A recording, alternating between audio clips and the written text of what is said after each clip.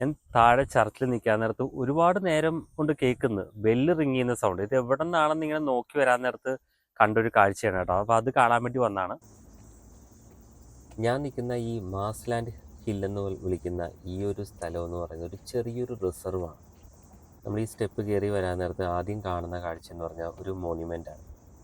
പണ്ട് യുദ്ധത്തിൽ പങ്കെടുത്തവരെ ഓർമ്മിക്കാൻ വേണ്ടിയിട്ട് സ്ഥാപിച്ച ഒരു മോണ്യുമെൻ്റാണ്. വേറൊരു മോണ്യുമെൻ്റ് കൂടി ഈ ഒരു ഹില്ലിലുണ്ട്. അത് സൗത്ത് ആഫ്രിക്കൻ വാറിൽ പങ്കെടുത്തവരെ ഓർമ്മിക്കാൻ വേണ്ടിയിട്ടുള്ള ഒരു മോണ്യുമെൻ്റാണ്.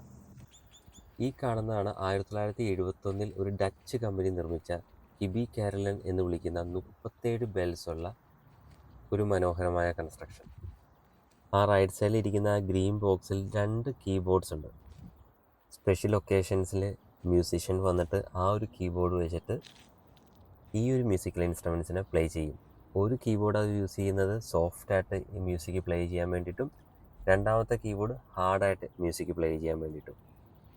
ജോർജ് ഗിബി എന്ന് പറയുന്ന ഒരു ആളാണ് ഈ ഒരു കാരലൻ ഈ സിറ്റിക്ക് വേണ്ടി സമ്മാനിച്ചത്. അതിൻ്റെ പിന്നിലൊരു റീസണുണ്ട്. റീസൺ എന്ന് പറയുന്നത് അദ്ദേഹത്തിൻ്റെ ലേറ്റ് വൈഫിൻ്റെ ഓർമ്മയ്ക്ക് വേണ്ടിയിട്ടാണ് ഈ ഒരു കാരലൻ സമ്മാനിച്ചത്. ബ്രാസ് കൊണ്ട് നിർമ്മിച്ച ഈ 37 ബെൽസിൻ്റെ ടോട്ടൽ വെയിറ്റ് വരുന്നത് 2534 kgs ആണ്. ഡെയിലി ഈ ബെൽസ് 10 മണിക്കും 12 മണിക്കും 2 മണിക്കും 4 മണിക്കും റിങ് ചെയ്യും.